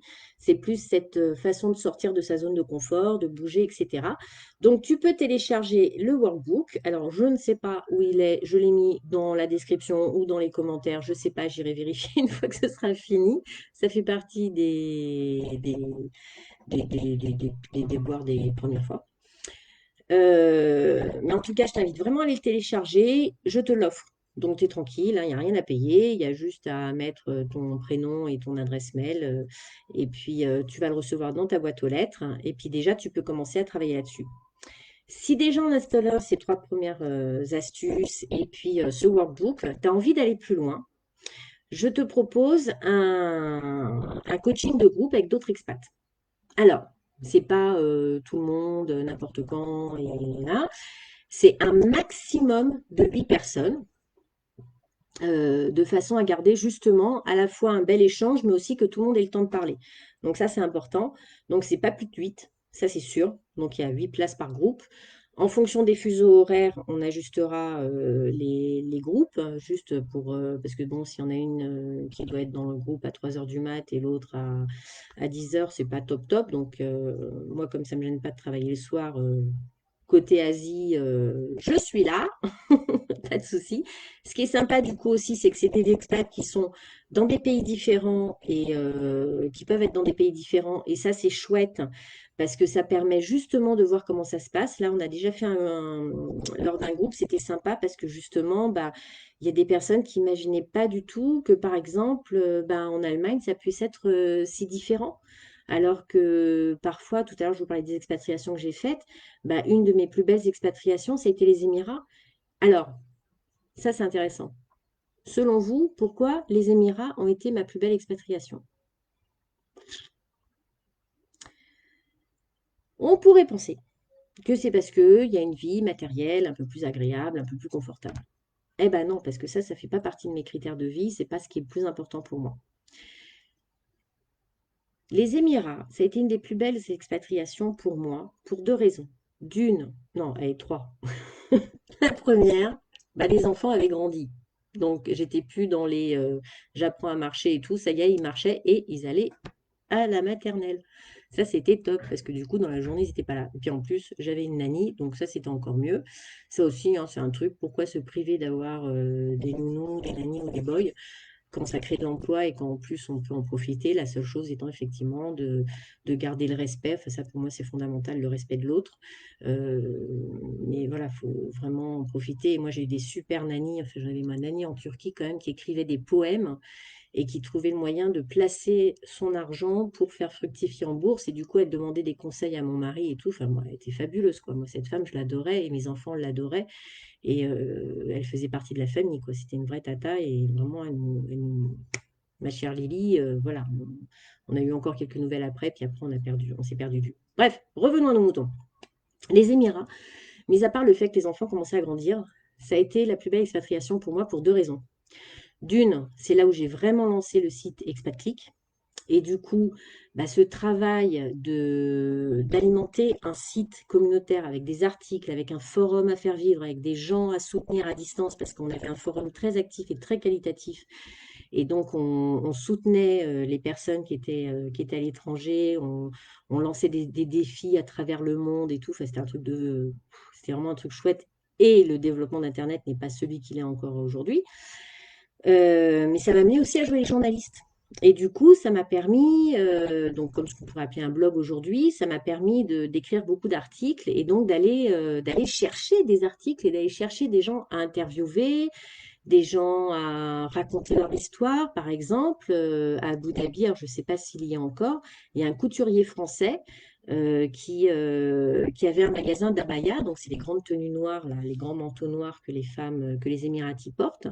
Et en fait, je ne soupçonnais pas les différences qu'il pouvait y avoir, parce que c'est noir, hein, c'est long, il y a deux manches, c'est long et c'est noir, donc on ne voit pas trop ce qu'il y a à faire. Et bien si, entre la qualité du tissu, l'épaisseur, le voile, pas voile, etc. Mais après, il faisait des peintures dessus, il brodait, enfin, il y avait des trucs fabuleux, quoi. Et ça, ce gars-là, jamais, et c'est un Français, jamais j'aurais pu soupçonner qu'il y ait une telle variété. Et ça a été vraiment un enrichissement d'aller le voir. Après, il y avait une autre fois, ça c'était assez magique, où il y avait un jeune Français, un ingénieur, qui était passionné de faucons. Du coup, il nous avait emmené une fois avec lui dans le désert. Je me souviens, j'ai une très très belle photo de ma fille. On est assises toutes les deux dans le sable et ma fille qui devait avoir 4 5 ans à l'époque et qui a un faucon sur elle. Là, enfin voilà, moi j'ai ma fille comme ça et puis il y a le faucon là qui est avec nous sur les genoux. Ça, c'est des moments magiques, c'est des moments qui n'existent pas ailleurs. Et donc, j'ai pu faire un article sur les fauconniers émiratis, puisqu'en fait, ce jeune Français, du coup, pour pouvoir élever son faucon, était en contact direct avec des Émiratis et allait directement partager sa passion avec eux. Donc ça, c'était aussi des super moments. Donc voilà, donc j'avais à la fois le travail de journaliste, hein, de détective, hein, et puis une autre raison, et ben ça c'est très très important, c'est que les Émirats m'ont permis de découvrir le désert. Et pourquoi c'est important pour moi? Parce que, comme je vous l'expliquais, mon premier voyage, ça a été en Allemagne. Et quand je me suis retrouvée dans le désert avec mes amis expats, qu'on partait le week-end pendant 2, 3 jours, ou parfois plus longtemps quand on partait en Oman, c'est un pays magnifique, l'Oman, et ben, se retrouver là, dénué de tout, alors bon, dénué de tout, on avait des super 4x4, mais on était en tente, on fallait penser à tout, hein, parce que alors là, tu pars pas seul hein, dans le désert, faut pas partir seul, c'est rude et ça peut être dangereux, hein. Il y a quelques personnes qui s'y aventurent au début en ne sachant pas, et si tu es ensablé, avant de trouver quelqu'un qui passe pour te désensabler, et si en plus tu n'as pas pris d'eau, ça peut être une véritable catastrophe. C'est arrivé à une famille qui, un soir en sortant de l'hôtel, a voulu aller faire un petit tour dans le sable, et ils sont restés de longues heures avant que quelqu'un vienne les secourir. Mais quand tu te retrouves au milieu du désert et que là, tu es à l'essentiel. Tu es à l'essentiel, et comme je disais, bah, ce qui est important pour moi, c'est la rencontre. C'est la rencontre aussi avec toi, parce que bah, quand tu as un caractère de merde, bah, dans le désert, ça se voit, hein. Donc, quand tu es avec des couples qui s'engueulent comme nous, ça se voit. Et en même temps, voilà, c'est là où tu dois vraiment être, t'es toi-même, t'es toi-même. Et en même temps, bah, c'est là où tu es vraiment avec les gens, bah, là, tu les vois vraiment tels qu'ils sont. Et du coup, tu partages aussi des bons moments, vraiment nature, vraiment authentique. Et ça, j'ai aimé. Et il y a aussi quelque chose, euh, alors je ne sais pas trop l'expliquer, mais j'ai toujours eu une attirance pour les pays d'Afrique du Nord. Bah, quand j'étais en Côte d'Ivoire, j'ai pu me rendre compte, puis quand je suis allée au Maroc ou en Tanzanie, bon, qui est l'Afrique de l'Est. Mais voilà, moi c'est des pays où quand j'arrive, je me sens super bien, je me sens vraiment moi. Et alors, je ne sais pas si c'est corrélé ou non, mais j'ai une énergéticienne, parce que j'ai fait un trek au Maroc ben, l'année dernière, en 2020, et j'étais vraiment très très bien là-bas. Mais avant d'y aller, j'ai une énergéticienne qui m'a dit que c'était pas étonnant, parce que dans une vie antérieure, alors on y croit, on n'y croit pas, moi je sais pas, je prends juste ce qu'elle me dit là. Elle m'avait dit que j'étais une nomade Touareg. Alors, je ne sais pas si c'est vrai, je ne sais pas si ça existe, les vies antérieures, je ne suis pas encore à ce niveau-là de spiritualité. En tout cas, une chose est certaine, c'est que quand je suis là-bas, quand je suis au milieu du désert, je me sens vraiment moi et je me sens vraiment libre. Et la liberté est ma valeur numéro une. Et du coup, dans ce projet Nomadility, je parle de projet parce que cette partie-là n'est pas encore mise en place, mais va l'être. Là, il y a déjà les contacts qui sont installés pour le démarrer en 2022. Je vais proposer des voyages coaching dans le désert, au milieu de nulle part. Je ne parle pas de Marrakech, hein, je ne parle pas des sites touristiques habituels. Je parle de lieux où tu n'as vraiment pas grand-chose. Mais il y a des gens quand même. Et justement, tu es en contact avec la population aussi là-bas, et tu te retrouves voilà, à passer une semaine dans le désert, au milieu du désert. Et donc, je vais proposer des voyages coaching de façon à lier le sport, parce que ça fait partie aussi du bien-être. Ça, j'en ai pas parlé là, mais évidemment, je t'invite à pratiquer du sport. Moi, j'aime pas ça, hein, mais je m'y mets parce que ben, l'âge passe, et j'arrête pas de dire à mes petites sœurs qui ont 13 et 15 ans de moins que moi de s'y mettre, parce que ben, franchement, il faut s'entretenir. Et là, je parle pas de bien paraître physiquement ou autre, hein, je parle vraiment de son corps, de s'entretenir, de faire remonter l'énergie, parce que c'est important, hein, c'est la machine qui nous tient. Et donc, de faire des voyages coaching autour du sport et autour du coaching, bah, tant qu'à faire, mais aussi donc de relaxation. En fait, un vrai moment de connexion avec soi, mais aussi avec les autres, parce que toujours pareil, c'est important de partager avec les autres, de voir les expériences des autres, et d'être entouré de toute la bienveillance des autres. Parce que ça, c'est quelque chose dans le monde actuel que nous avons, et dans la période que nous vivons actuellement. Eh ben, franchement, travaillez là la bienveillance. Travaillez là, allez-y, allez-y, allez-y, allez-y, parce que ça fait tellement de bien. Euh, Là, voilà, je comptais pas en parler, mais je vais le dire quand même. J'ai pris conscience, lors de mes formations de coaching, j'ai pris conscience que j'avais été élevée dans un environnement relativement toxique. En tout cas, pas bienveillant et surtout pas valorisant. Et ça, ben, je me suis traînée pendant des années et des années. Je me le traîne encore un peu. Il faut que j'aille rajouter des post-it sur mon miroir de salle de bain. Mais voilà, c'est important et c'est important d'être bienveillant avec soi. On reprend l'indulgence, mais aussi d'être bienveillant avec les autres. Et ça, vraiment, je vous y invite très, très fortement. Donc ça, ce sera pour les voyages coaching, on en reparlera plus tard parce que c'est en train de se monter. Et bah, si vous me suivez, suivez-moi sur Nomadility, alors sur Facebook, sur Instagram, sur LinkedIn, c'est Marie Ravoire Rennes. Je diffuse un peu moins sur LinkedIn actuellement. Mais sur Facebook et sur Insta, vous ne pouvez pas louper. Et puis, bah, en allant télécharger le workbook, vous allez mettre votre adresse mail. Et bon, je n'ai pas envie d'asperger de mail dans tous les sens. Mais donc, en tout cas, s'il y a un mail qui sort, c'est qu'il a un intérêt parce qu'il annoncera quelque chose et qu'il y a des super projets qui sortent. Mais ça, c'est mon côté atypique, vouloir faire plein de choses, organiser plein de choses un peu originales. Donc, suivez bien parce que ça va arriver. Donc, je te propose, si tu veux aller plus loin dans ce travail-là et vraiment booster, vraiment vivre ton expat, vraiment en faire une chance, vraiment en faire une phase de vie dans laquelle tu te sens vraiment bien, mais aussi qui te permette d'améliorer ta vie, aussi de monter en niveau et de pouvoir en tirer une vraie valorisation, voire une vraie compétence pour la suite à titre professionnel ou pas. Euh, je t'invite à... Alors, pareil, je vais mettre un lien sur une page où j'explique un peu mieux ce que sont les coachings de groupe, mais ça sera, je t'explique comment ça va se passer. Donc, 8 personnes, je ne me trompe pas, 8 personnes max. Max, parce qu'après, on perd en interactivité et puis tout le monde n'a pas le temps de s'exprimer. On se retrouve 6 fois à raison de 3 heures par semaine. Alors, les 3 premières séances, on les fait à une semaine d'intervalle. Et ensuite, comme il y a un vrai travail plus profond à faire sur soi, qui va demander un peu plus de temps, parce qu'il y a des homework, il y a des devoirs entre séances, le tout va durer 9 semaines. C'est pas un cours, on parle vraiment de coaching, donc c'est-à-dire des exercices de coaching, de façon à ce que tu puisses travailler sur toi, mais au sein d'un groupe avec une belle synergie. Du coup, entre chaque atelier où il y a des exercices, il y a des échanges, on discute, etc., il y a un groupe WhatsApp pour rester en lien pendant toute la durée de... Et puis même après, hein, parce qu'après tout, si on est en lien, autant rester en lien. Hein. Donc, il y aura aussi un groupe WhatsApp, il y a des homework, il y a des devoirs. Et dans ces ateliers, tu peux participer, non, tu dois pas, tu n'es pas obligé, parce que tu n'es pas obligé forcément de parler de quelque chose dont tu n'as pas envie, mais en tout cas, il y aura des prises de conscience faites, ça c'est inévitable. Et tu pourras partager aussi tes expériences, mais aussi tes moments un peu difficiles. Qu'est-ce qui est difficile pour toi? Et puis là, ça permet d'y réfléchir ensemble. Et puis évidemment, moi, je suis là aussi pour te guider, parce que sinon, ça sert, on se fait un café entre copines, et puis voilà. D'ailleurs, je suis en train de penser à des copines qui aiment bien prendre des cafés avec moi pour ça, mais c'est des copines. Et puis ça, c'est même embêtant d'ailleurs, parce que parfois, il faut faire aussi un peu une limite entre les deux. Et puis, mais bon, c'est un autre sujet. Je t'explique 6 séances.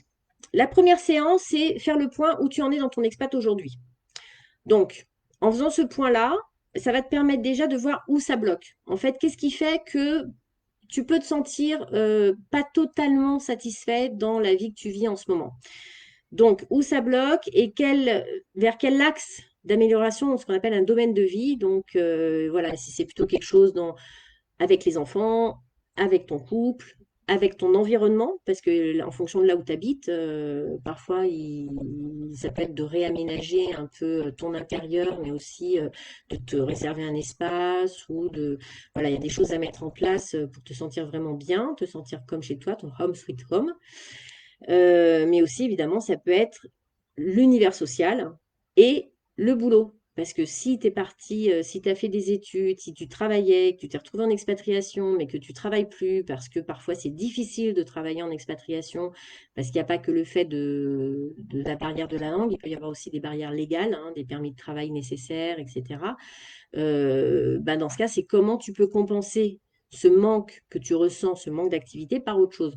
Donc, c'est aussi le déroulé de ce coaching de groupe, c'est aussi d'aller trouver ce qui te donne envie et donc quel projet tu pourrais mettre en place. Alors, c'est pas ça peut être un projet professionnel, hein, comme on l'entend, c'est-à-dire duquel tu tires des revenus, que ce soit salarié ou entrepreneurial. Mais ça peut être aussi un projet associatif, bénévole, ou aussi un projet personnel, comme par exemple cette prof de mosaïque turque qui en Angleterre est devenue mosaïste. Voilà, c'est pas forcément, on va pas te demander de devenir Mère Teresa à tous les coups, quoi. Enfin, c'est pas obligatoire. Moi, quand on a fait Expat Click, j'ai une de mes collègues qui était exceptionnelle, enfin Kathleen, vraiment, que j'ai en admiration, parce qu'en fait, elle avait absolument pas besoin de travailler d'un point de vue matériel et financier, étant donné que son mari était diplomate. Mais par contre, bah, nous, elle nous a rejoints parce qu'elle s'occupait, elle était sophrologue à l'époque, et elle s'occupait de la partie psychologie d'expat dans nos rédactionnels. Et en fait, bah, elle, ce qu'elle avait trouvé, maintenant aujourd'hui, elle est présidente d'une association en Afrique, au Congo, pour les petites filles excisées. Donc voilà, on peut faire des choses extraordinaires et puis on peut faire des choses beaucoup plus simples et ça c'est très très bien aussi parce que nous, bah, par exemple, si je reprends cette prof de mosaïque, elle m'a permis moi de sortir de ma routine, elle m'a permis d'apprendre quelque chose que j'aime et donc d'avoir aussi de la mosaïque un peu partout chez moi à certains endroits. Donc ça c'est le premier module, c'est savoir où tu en es dans ton expat aujourd'hui. Deuxième module, c'est un petit peu ce dont on a parlé tout à l'heure, mais là on va y aller carrément et vraiment, c'est qu'est-ce qui te fait avancer. Donc c'est là où on va définir tes valeurs et une fois que tu as défini tes valeurs, qu'est-ce que tu en fais? Et donc, quels sont les besoins? Qu'est-ce que tu peux mettre en place pour nourrir ces valeurs, pour faire en sorte que tu sois bien avec et que tu trouves des choses qui te nourrissent. Parce que quand tu nourris, ce qu'on appelle nourrir tes valeurs, donc c'est quand tu fais quelque chose qui est en adéquation avec tes valeurs, et ben là, tu es boosté en énergie et là, tu as envie d'y aller. Le troisième module, c'est qu'est-ce que l'expat t'apprend sur toi? Qu'est-ce que tu peux mettre en évidence dans cette expérience d'expatriation? Qu'est-ce que tu apprends du pays qui t'entoure? Mais également, parce que ça, j'en ai pas beaucoup parlé, quelles sont tes craintes? Quelles sont tes peurs? Parce que tout à l'heure, je vous ai lancé le petit défi d'aller jouer le détective privé. Mais c'est quand même pas facile d'aller rencontrer des gens qu'on ne connaît pas dans un environnement qu'on ne connaît pas, de sortir les premiers mots, etc. Et ça peut aller chercher loin. Qu'est-ce qui fait que c'est difficile pour toi? Ça, c'est quelque chose qu'on pourra voir. Et c'est quelque chose d'ailleurs qu'on verra parce que c'est inévitable. Enfin, sinon, tu n'avances pas. Les peurs, elles sont bloquantes, inhibantes, et elles viennent de quelque part. Et là, j'ai un outil assez simple qui te fait vite prendre conscience de où viennent tes peurs et déjà, la prise de conscience, c'est un énorme pas. C'est un énorme pas. Et après, ça permet d'aller plus loin et d'aller au-delà de ses peurs. Ça, c'était le module 3. Module 4. Ça, je l'adore. C'est en quoi je suis talentueuse. Alors, tiens, j'ai fait une vidéo il n'y a pas longtemps sur le talent, parce qu'en fait, talent, c'est pareil. Moi, j'ai du talent, j'ai du talent. Parfois, on n'ose pas trop le dire. C'est une question d'humilité, une question un petit peu de... On peut se sentir un peu prétentieux de dire ça, mais on a tous des talents. On a tous des choses qui sont faciles pour nous et en fait, elles ne le sont pas pour les autres. Et j'ai fait une vidéo là-dessus, je t'invite à aller la voir. Si j'y pense, je la remettrai, je vais me faire une petite note, je la mettrai en commentaire sous cette vidéo. Et ça, c'est faire le point d'aller découvrir tes talents. Donc, pour aller découvrir tes talents, c'est savoir un petit peu, on l'a vu un peu ce que tu aimes faire, mais plus loin que ça, c'est vraiment, sans t'en rendre compte, tout ce que tu as pu aimer faire. Et, euh, et donc, qu'est-ce qui fait que les gens te reconnaissent pour ça? S'ils ont besoin d'un conseil, ils vont venir te demander. S'ils ont besoin d'un service, ils vont venir te demander. Et en fait, ils viennent souvent te voir un peu pour les mêmes choses. Donc, pourquoi viennent-ils te voir? Ça va être plus profond que ça quand même, hein, parce que c'était aussi simple, il n'y aurait pas besoin de faire un atelier de coaching, hein. Donc, on ira vraiment creuser là-dedans et mettre en évidence tes talents et du coup tes qualités. On pourra aussi sortir un peu de tes défauts parce que ça ne fait pas de mal d'aller les voir, sachant que les défauts, ça appelle un peu des zones d'ombre chez nous et que ça peut être intéressant parce que ça peut permettre d'aller voir en quoi ça peut être problématique pour certains, parce qu'après tout, il y a des défauts qui sont problématiques pour certains, mais qui sont des qualités pour d'autres. Bon, c'est bien beau tout ça, mais on en arrive au module 5. Maintenant que tu sais ce qui te fait avancer, maintenant que tu sais un petit peu tout ce que tu apprends de ton expatriation, du contexte dans lequel tu vis et des nouvelles choses que tu apprends sans même t'en rendre compte et que tu as découvert tous tes talents, t'en fais quoi? Parce que là, l'idée, c'est OK, t'es expat, ça va pas ou ça va plutôt bien, mais il te manque quelque chose. Là, tu as fait le point. Maintenant, c'est qu'est-ce que tu fais de tout ça? Et donc là, c'est aller trouver la concordance. Trouver vraiment quel serait le ou les projets que tu peux mettre en place à partir de là. Donc ça, et c'était bien donc à partir de ces moments-là aussi entre en quoi tu es talentueuse et qu'est-ce que tu peux faire de tout ça, qu'on est à 2 semaines d'écart entre les séances, de façon à ce que tu puisses vraiment travailler là-dessus et aller vraiment creuser profondément. Et module 6, c'est Yes You Can. C'est je prends des décisions.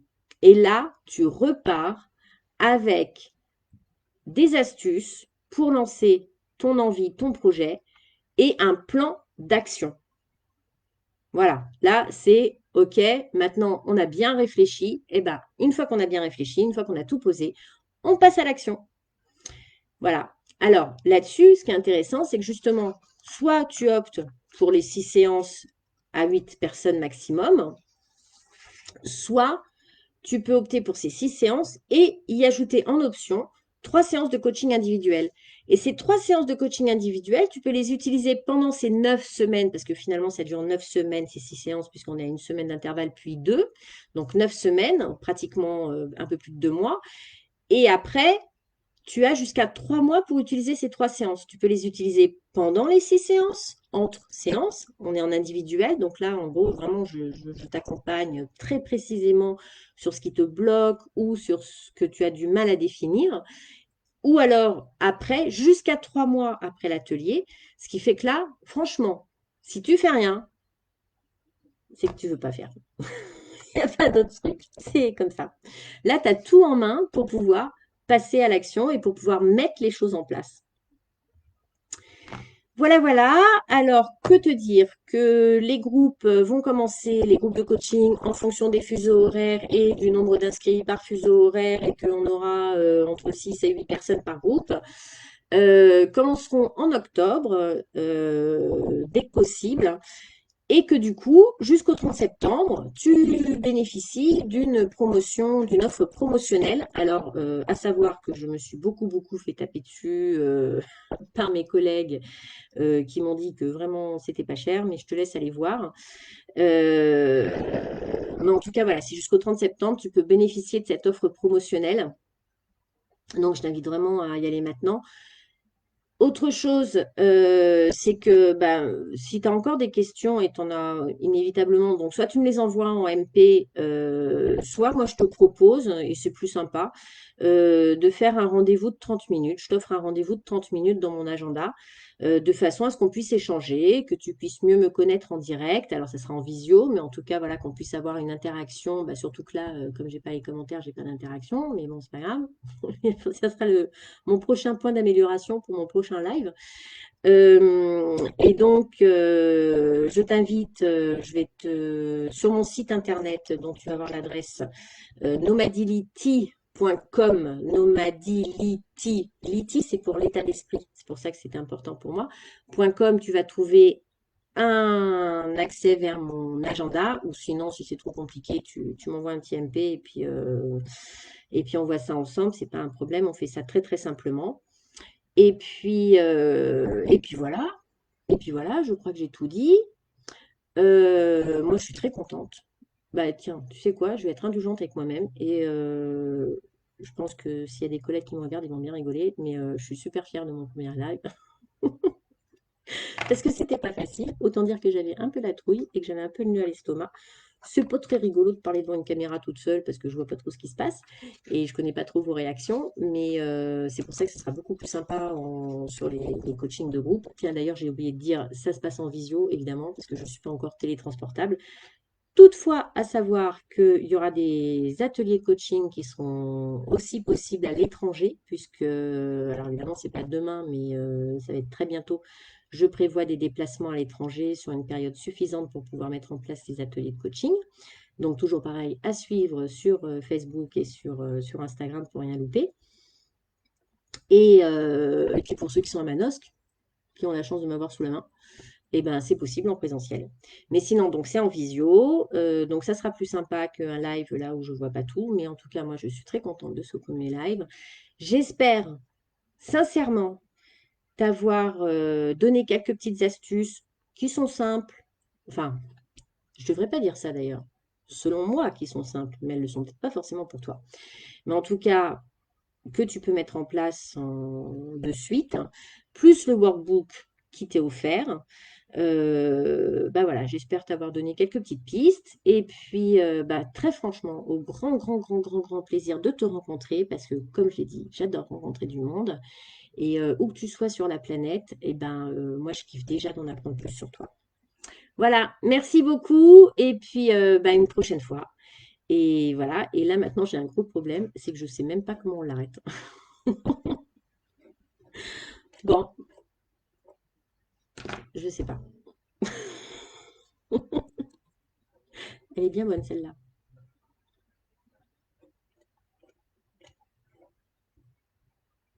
C'est énorme. Je ne trouve pas le bouton stop. Ah bah si, ça y est, j'ai trouvé. Donc je te dis au revoir et à une très prochaine fois et à très vite. Bye bye.